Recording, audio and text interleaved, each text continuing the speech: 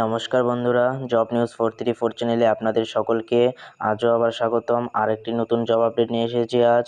Job news 434 চ্যানেলে আপনারা সকলেই সাবস্ক্রাইব করে ফেলুন, যাতে আগামী দিনে আপনারা যে কোনো ধরনের গভর্নমেন্ট জব সম্পর্কে আপডেট পেতে পারেন খুব দ্রুত সহকারে।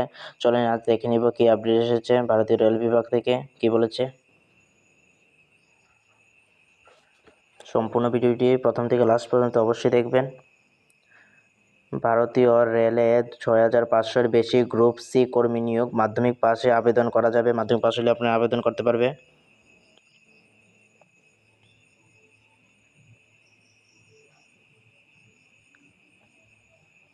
আপনি কি পশ্চিমবঙ্গের একজন চাকরিপ্রার্থী, মাধ্যমিক পাশে সরকারি চাকরি খুঁজছেন? সম্প্রতি ভারতীয় রেলের পক্ষ থেকে ন্যূনতম যোগ্যতায় নিয়োগের সুখবর প্রকাশ পেয়েছে। ভারতীয় রেলে 6500-এর বেশি গ্রুপ সি কর্মী নিয়োগ করা হবে। একজন প্রার্থী মাধ্যমিক পাস শিক্ষাগত যোগ্যতা থাকলেই এখানে আবেদন করতে পারবেন। নিয়োগ পাওয়ার পর সরাসরি কেন্দ্রীয় সরকারের বেতনে স্থায়ী চাকরি হবে। সেই সঙ্গে রেলওয়ে নিয়ম অনুযায়ী ভালো মাসিক বেতন ও অন্যান্য সুবিধা মিলবে। আগ্রহী চাকরিপ্রার্থীরা তার দেরি না করে সম্পূর্ণ তথ্য আজকের প্রতিবেদনে দেখে নিন। এক নজরে দেখে নিই কী বলবো।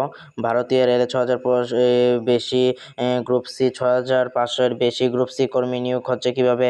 শিক্ষাগত যোগ্যতা কী বলেছে, বয়সসীমা কী বলেছে, বেতন কী বলেছে, আবেদন প্রক্রিয়া কীভাবে করতে হবে, তারপর আবেদন ফি কী,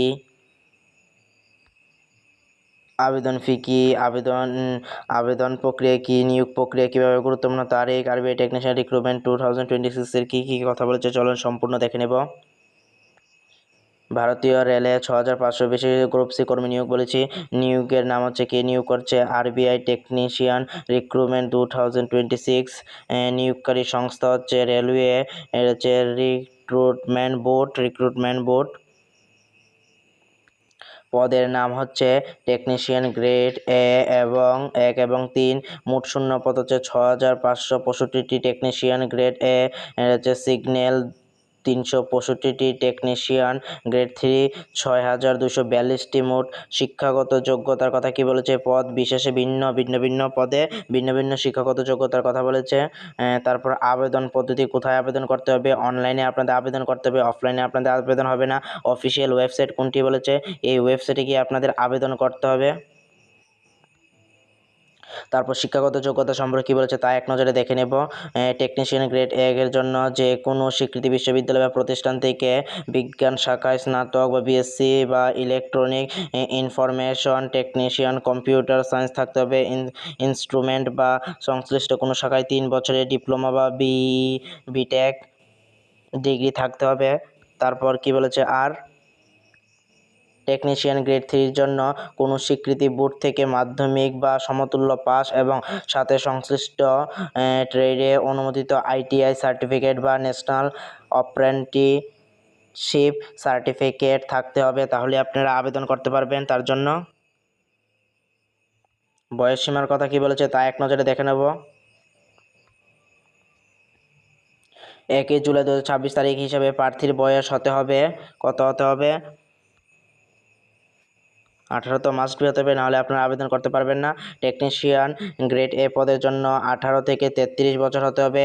টেকনিশিয়ান গ্রেড 3 পদের জন্য 18 থেকে 30 বছরের মধ্যে হতে হবে। সম্পূর্ণ এখানে এক কথা বলে দিয়েছে, 18 বছর হলে আপনারা যে কোনো জবের জন্য আবেদন করতে পারেন। এখানে যে পদ দিয়েছে সেই জবের জন্য আবেদন করতে পারবেন। আর কি বলেছে তা দেখে নেব। সরকারি নিয়ম অনুযায়ী সংরক্ষিত শ্রেণীর প্রার্থীরা এসসি এসটি প্রার্থীদের জন্য 5 বছর এবং ওবিসি প্রার্থীদের জন্য 3 বছর ঊর্ধ্বতন রয়েছে বয়সসীমার ছাড় পাবেন। তারপর বেতন সম্পর্কে কী বলেছে তা এক নজরে দেখে নেব। বেতন সম্পর্কে বলেছেন, সপ্তম পে কমিশন, যাকে 7 পে বলা হয়, অনুযায়ী স্কেল নির্ধারিত হবে। টেকনিশিয়ান গ্রেডে 5 লেভেল প্রাথমিক মূল বেতন হচ্ছে 29,200 টাকা ও অন্যান্য ভাতা ও সুযোগ সুবিধা থাকবে তার সাথে। তারপর টেকনিশিয়ান গ্রেড 3 পে লেভেল হচ্ছে 2, এটা হচ্ছে প্রাথমিক মূল বেতন হচ্ছে 19,900 টাকার সাথে আরও অন্যান্য ভাতা ও সুযোগ সুবিধা থাকবে। আবেদন প্রক্রিয়া সম্পর্কে কী বলেছে তা এক নজরে দেখে নেব। আবেদন সম্পূর্ণ অনলাইনে মোডে সম্পূর্ণ করতে হবে। প্রথমে রেলওয়ে অফিসিয়াল আবেদনে গিয়ে আপনাদের আবেদন করতে হবে, তারপর নতুন অ্যাকাউন্ট তৈরি করে নিতে হবে। তারপর অনলাইনে আবেদন প্রার্থীদের আধার কার্ড, এটা হচ্ছে ভেরিফিকেশন করা বাধ্যতামূলক। আধার কার্ডের নাম ও জন্ম তারিখ যেন হচ্ছে মাধ্যমিক মার্কশিটের সাথে 100% মিলে, না হলে কিন্তু যদি না মিলে থাকে তাহলে আপনাদের এই আবেদনটি ক্যান্সেল হয়ে যাবে। প্রয়োজনীয় শিক্ষাগত যোগ্যতা ও ব্যক্তিগত তথ্য পূরণ করে ছবি ও স্বাক্ষর আপলোড করতে হবে। আবেদন ফি জমা করে এটা হচ্ছে অ্যাপ্লিকেশন সাবমিট করতে হবে। আবেদন ফি সম্পর্কে কী বলেছে তা এক নজরে দেখে নেব। আবেদন ফি সম্পর্কে কী বলেছে। সাধারণত ওবিসি, এসসি, ইউবিএসসি 500 টাকা, সিবিটি পরীক্ষায় উপস্থিত হলে 400 রিফান্ড করা হবে। যদি আপনারা উপস্থিত থাকেন 500 টাকা দিয়ে আপনারা যদি ফর্ম ফিল আপ করেন, তাহলে যদি সেই পরীক্ষায় অ্যাটেন্ড যদি করেন, পরীক্ষা যদি নাও দিতে ইচ্ছে আপনারা যদি অ্যাটেন্ড করে, তাহলে আপনারা 500 দিয়ে আপনারা যে অনলাইন ফর্ম ফিল আপ করছে 400 টাকা আপনারা রিটার্ন করা দেওয়া হবে। এসসি, এসটি, মহিলা, এক্স ইত্যাদির জন্য আপনাদের 250 টাকা দিতে হবে। সিবিটি পরীক্ষা উত্তীর্ণ সম্পূর্ণ রিফান্ড করা হবে, সম্পূর্ণ 250 টাকা আপনাদের রিফান্ড করা হবে। এসসি, এসটি, ওবিসি তাদের জন্য, যারা আছে ফিমেল তারাও এসটি, এসসি এবং ফিমেল তারা যারা আছে তারা 250 টাকা দিয়ে আবেদন ফর্ম ফিল আপ করলে তা আপনারাও যখন এই এক্সামে অ্যাটেন্ড করবেন তখন আপনারা সম্পূর্ণ টাকাটি আপনাদের আবার ফেরত দেওয়া হবে অ্যাকাউন্টের মাধ্যমে। নিয়োগ প্রক্রিয়া সম্পর্কে কী বলছে। রেলওয়ে টেকনিশিয়ান পদের নিয়োগ প্রক্রিয়াটি মূলত নিচের ধাপগুলির মাধ্যমে সম্পূর্ণ হবে। কম্পিউটার ভিত্তিক পরীক্ষা হবে। প্রথমে অনলাইন একটি কম্পিউটার ভিত্তিক পরীক্ষা হবে, যেখানে অবজেক্টিভ টাইপ, এটা হচ্ছে মাল্টিপল চয়েস এমসিকিউ প্রশ্ন দেওয়া হবে। মোট নম্বর হচ্ছে 100, মোট প্রশ্ন সংখ্যা 100, সময় থাকবে 90 মিনিট। প্রতি ভুল উত্তরের জন্য 1/3 নম্বর নেগেটিভ মার্কিং থাকবে, তার জন্য নেগেটিভ মার্কিং আছে এখানে। তারপর কি বলেছে, এই এক্সামে উত্তীর্ণ হওয়ার পর নথিপত্র যাচাই করে কী কী ডকুমেন্ট লাগবে, তা হচ্ছে সিবিটি পরীক্ষায় মেধার ভিত্তিতে উত্তীর্ণ প্রার্থীদের আসল নথিপত্র যাচাই করা হবে। তারপর মেডিকেল পরীক্ষা নিয়োগের আগে 2 ধাপে উত্তীর্ণ প্রার্থীদের নির্দিষ্ট পদের নিয়ম অনুযায়ী মেডিকেল ফিটনেস টেস্ট করা হবে।